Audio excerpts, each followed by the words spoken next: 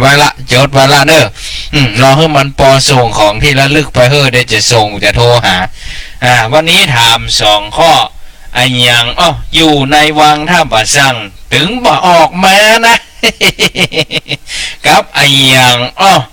ตัดเก้าก็ถึงบ่ตายตัดปลายก็ถึงบ่เหี่ยวเนอะ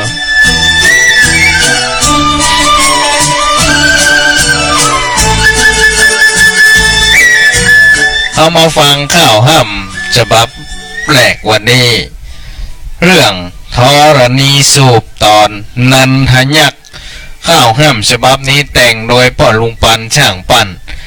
หรือว่าพ่อลุงประสานศักดีบ้านล้านตองตำบลห้วยทรายอำเภอสันกำแพงจังหวัดเชียงใหม่ไผกระตึงหูจักดีกันว่าไปเอี่ยวกาดแรงปะใส่ลุงปันโอ้นี่การลุงปันช่างปั่นส่งข้าวออกรายการก็วันนี้ ลุงปันก็เป็นคนหูจักของปอกหมอกสถานหลายคนหลายท่านนี่นะแรงนี่กี่เข้ากับแกงนอครับเนี่ยปอกหมอกสถานเอาเราวางข้าวห้ำฉบับแรกวันนี้ตอนธรณีสูบตอนนันทยักษ์เนื้อ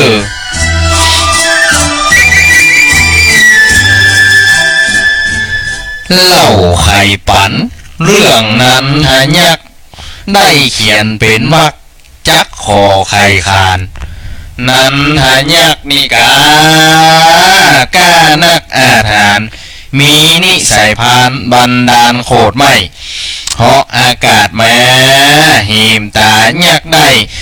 ซองตุนเหาะในขานั้นพระสารีบุตรอรหันต์จันสีมาบัดหันพอดีอากาศธาตุนั้นเม่นมั่นพองสียักษ์ในมีฤทธีเหาะมาที่หันพระเถระสารีบุตรอันเครื่องขี่ลำพันอาจไซก็เลยเกิดความโมโหโตโสว่าไว้จิ้งกิดอยากได้เบียดเบียนเอากระบองนั้นฟาดสะบั้นเสียดังบ้าป่านามาเบียดเบียนเสียนเถระเจ้าพระสารีบุตรพุทธพ่องถึงบ่เศร้าว่าสมาบัติเอากระจื่นจ้อยทั้งตีเหงฟาดนี่เก่งถึงบ่น้อยนะหาเอาสุดเมื่อพังดอยเขาได้คาเดียวนันทยักษ์มักได้ฉุนเฉียวห้องออกโดยเลี้ยวว่าเปลวไฟเอาไม่ฮ้อนในอารมณ์ตอมตมบาปไม่ตกล่วงลงในบัดนั้นหายวับกับตามหานรกจันแผ่นดินกระสูบหันบาปตันตกลงนรกมกไม่หุ่นหันกำตอบเร็วพันตันใดต่อเต้าพระสารีบุตรบริสุทธิ์แต่เจ้าสะอาดงามเงาจื่นจ้อยขอเล่าเอากึ่งไม้หนุนไว้ยัดใส่ต้องเขาเป็นแม่มานเอาจุเขาจ่าท่านเนี่ยนางก็บดีนะโตดว่าองค์พุทธาบาปนี่หนาป้าเนอได้ต้องปามานพระพุทธฮ้อนถึงองค์อินทรงศีลเยี่ยมยุดมายุดเหตุอันจบลงมายุดเหตุอันจบลงตะแหลงองค์นั้นได้ตามพระสงฆ์เป็นหนูบรรจงลงมาโคบเข่าเจือกตีมัดเอวเกี่ยวเจือกมาพุทธเหียเจ้าหายสงสัยเอาแต่นั้นเจ้าพูดตั้งหลายเป็นสายถึงบ่รันนะดุด่าว่าอันนางจินความแตกเหียแล้วบ่แก้วก้อนหินไล่ขว้างนางจีนจะมาวิกาหันนางนี่ถึงบ่ดีหาว่าไปเล่นจูกับพ่อพุทธเจ้าแล้วตองเนี่ยชื่อว่านางจีนจะมาวิกาล่นนี่กระตึงบาดันเกิดเหตุดังอันธรณีสุพรรณเรียบร้อยตำนานเล่าขานเป็นสารข้าวจ้อยแต่งแต้มข้าวซอยลุงปันถึงบ่ได้อูโมตอบโต้ถึงบ่หันศึกษาเกี่ยวพันสำคัญแม่นมัน นางจินจะมาวิกาเดิมอันนะอมิตตาเกี่ยวพันจูจกจิงได้ใจกำนำลงนรกดิ่งตกลงใต้อาบายธรณีสูบนั้นมันหาไทยหมามีแถมหนึ่งรายหมายจักกันแก่ง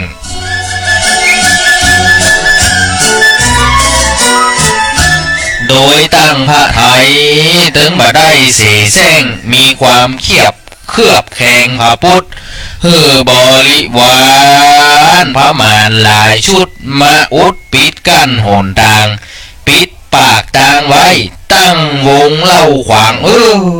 ซึ่งมันเป็นหนทางตะถาโคตเจ้าออกปินที่บาทกาพระบาทย่างเข้าทุกอรุณเอาตอนเจ้าพระเจ้าสุปาพุทธนั้นเล่าราชบิดาเจ้าปิมป่าพระเทวทัตราชบุตรนะความแค้นในป่ามาเทวทัตเจ้าแผ่นดินก็สูบเอาเขียดแค้นต่อเข้าพระไทยมัวเมาบาปจ้าส่วนพระอานนท์มองมนเวว่าห่วงตะถาเจ้าโคดมจิ้งกาบทูลไซหรือไทยเหมาะสมทูลถามโตดองค์พระพุทธเจ้าพระพุทธองค์ทรงศีลกระถึงบ่เศร้านะตัดบอกงามเงาต่อไว้ยื่นเป็นทีกาพุทธกระตัดไซนับแต่นี้ได้7 วันพระเจ้าสุปาพุทธนี่มีโตดมหันภายใน7 วันโตดพันจะวันเข้าองค์กษัตริย์กลัวโตดต่อเข้าสู่ภาษาเอา7 จันสั่งบริวารพระมารคาดคั้นฮือกันองค์หั่นลงมาครบ7 วันแล้วบ่าแก้วยังหนามาพระราชาพยศว่าอันกระทืบยังโหงเสียงโพงผางหั่นองค์พระราชันเล่าร้อนเสด็จลงมาห่วงแม่ยอดม่อน7 วันกะ5 ค่อนเวลาบริวารนั้นคันบ่ห้ามนะองค์พระราชาเสด็จลงได้ก้าวลงผาศาสตร์พระบาทก็ย่ำลงใต้ถูกแผ่นดินไปตอนนั้นหันธรณีจะสูบแหมละลูกธรณีสูบหูบเอาองค์จันองค์ราชาดันบันดลมหานรกตกลงแห่งหนบาปกรรมถึงเวียนวนโตดโดนบาปใบตามพระตีกาองค์พุทธาได้โอ้ยพระอานนท์ไปไข่จี้ปอลุงภาษาหรือว่าปอลุงปันนี่นะจะเล่าขานเรื่องนี้เขียนเป็นข้าวอีเล่ามาตำหาไข่จ่าเต้าอี้เต้านี้จบวางลงก่อนแหละนายเฮ้ยยินดีจะนักข้าวห้ามฉบับนี้จากปอลุงประสานสักดีหรือว่าปอลุงปันช่างปั่น139 หมู่ 3บ้านล้านตองตำบลห้วยทรายอำเภอสันกำแพงจังหวัดเชียงใหม่เรื่องธรณีสูบตอนนันทายักยินดีกับปลุงปันจัดหนักเน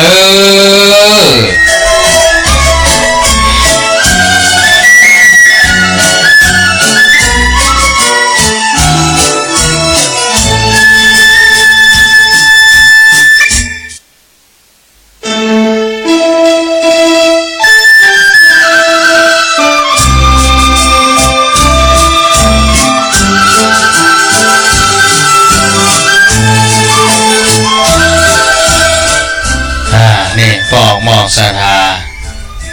ก็ฟังกันไปแล้วธรณีสูบนันทายักเฮามาฟังข่าวห้ำฉบับต่อไปที่ถามปอกหมอกศรัทธาไปแต่กี้บางคนก็ตอบกันมาแล้วเด้อบางคนก็ตอบกันมาแล้ว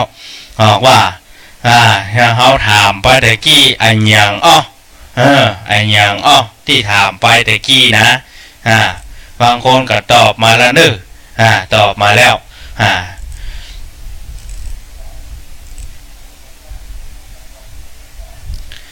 นี่ปอกหมอกศรัทธาเฮาก็ลองมาฟังข้าวห้ำฉบับต่อไปของข้ามวันนี้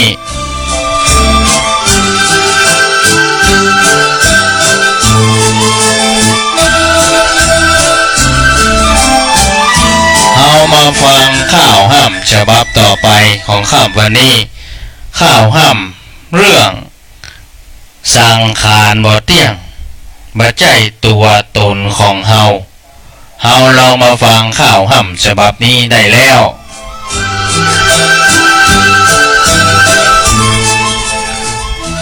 งัวควายจ้างมาตายแล้วก็เลือนหนังดูเขาคนยังเอาใจการได้จะลวงสุดตั้งปุ่มปอดใส่คนยังเอากินลำอิ่มต้องมนุษย์เฮาตายสหายเปื้อนป้องไผถึงบ่อ่วงข้องอะไรสุดแต่ดูพวกเอาควางต้มมากายกว่าจักเป็นภัยผีจักหลอกได้เมื่อยังบ่ตายนั่งชิดชีกายกิ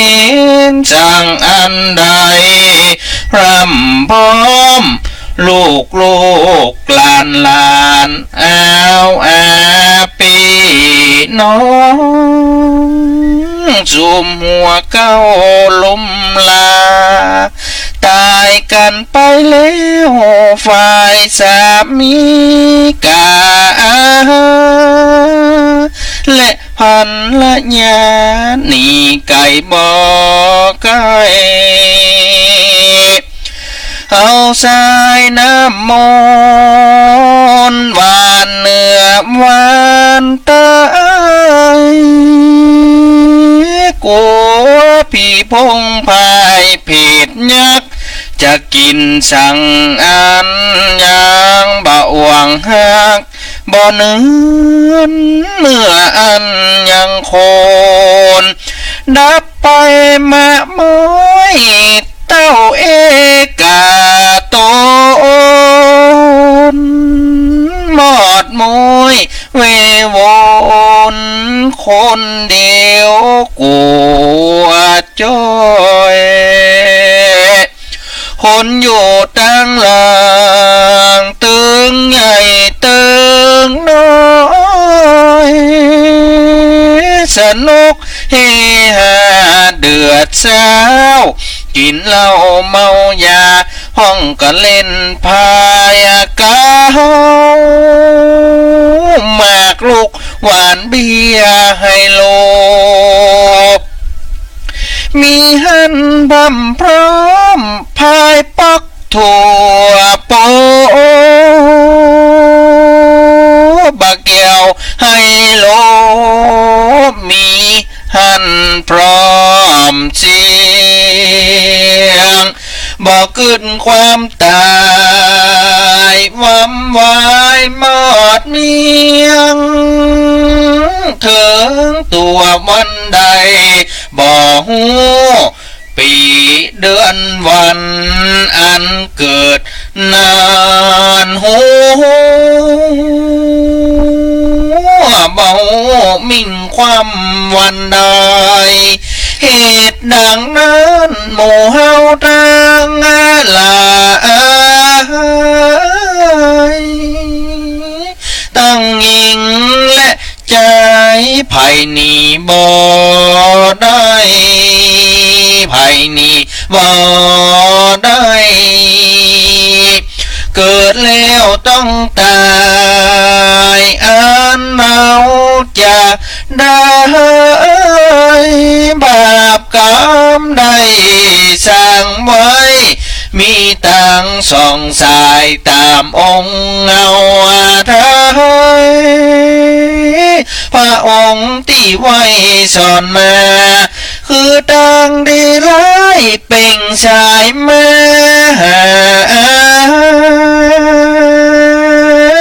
ให้คนใดนะทำดีไว้น้อยดังนี้ละยาผากดเป็นปอยวิญญาณดับไปยามนั้น นดังอเวจีภากฏเนสันภายที่ด่วนนั้นทำดีเมื่อรมมวยมอดบัดท่าเคืองเขหนต่างเป่งดีสีไว้เหือได้สวรรค์มากาเตรียมเตียวตามได้ขอรีบทำบุญรีบเตอะเว้นป่าประกรรมที่ทำเลอะเธอจากป่าสู่ห้องอบายทำบุญไว้เธอมันยังบ่สายเด็กหนุ่มยิ่งใจป่ออุยเมป่าจักเป็นเกินกามจักเป็นเกินข้ามสู่ฝั่งกามมีนี่ละปานสำนักข้านานบุญมาเขียนมาจวนจักหักก่อสร้างต่างบุญจักเป็นญาณบานนะเปิ่งปะโอดโนนเป็นผลบุญต่อลุงนาป่าการทำความดีต้องมีความกล้าข้าป้อนนานบุญมาขอลองก่อนและนายเฮย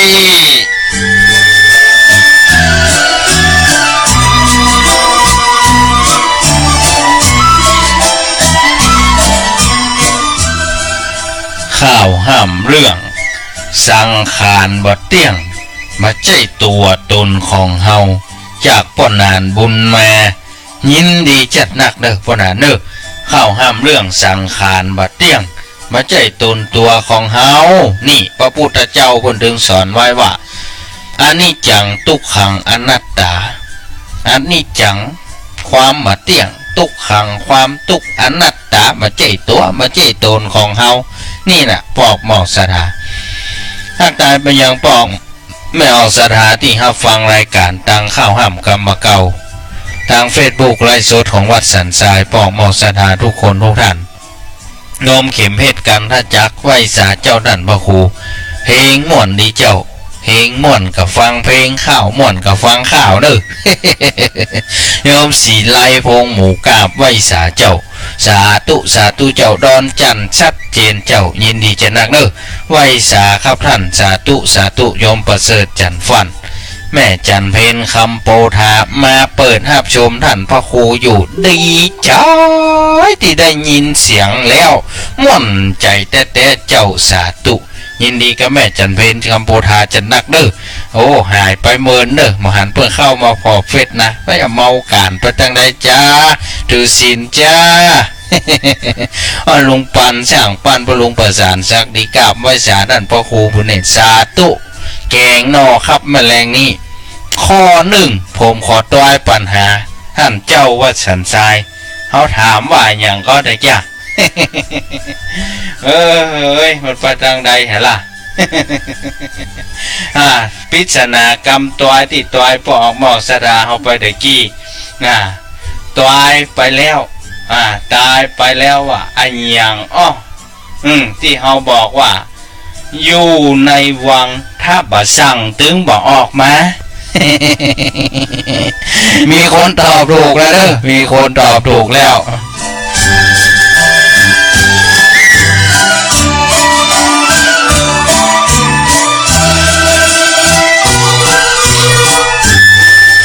เอาปอกหมอก เสถาเอาที่เฮาฟังทางเฟซบุ๊กไลฟ์สดนี่ตอบเอาเขาว่าเฮาตอบกันเอาใครฟังทางเฟซบุ๊กนี่ก็ตอบมาทางข้อความก็ได้ไอ้ยังอยู่ในวังถ้าบ่สั่งถึงบ่ออกมา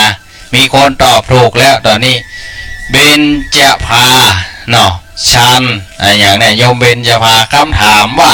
อยู่ในวังสั่งบ่สั่งก็ออกมาขอเดาเจ้า มีคนตอบถูก2 คนแล้วเด้อพ่อลุงปันช่างปันต้นบอกว่าขอตอบข้อ1คือน้ำมูกครับไอ้อย่างอยู่ในวังถ้าบ่สั่งถึงบ่ออกมาพ่อลุงปันตอบว่าน้ำมูกครับโยมเป็นเจ้าพาตอบว่าไอ้อย่างในวังสั่งบ่สั่งถ้าไอ้อย่างอยู่ในวังถ้าบ่สั่งถึงบ่ออกมาขอเดาเจ้าน้ำมูกก็เจ้า อีกคนตอบมาละเนอะโยมจันฉายยาวใจสาธุเจ้าดอยสะเก็ดฟังชัดเจนดีเจ้าลุงปันแหงบ่น้อยลงเสียงตีครับมายินดีว่าลุงปันจะนักเนอะ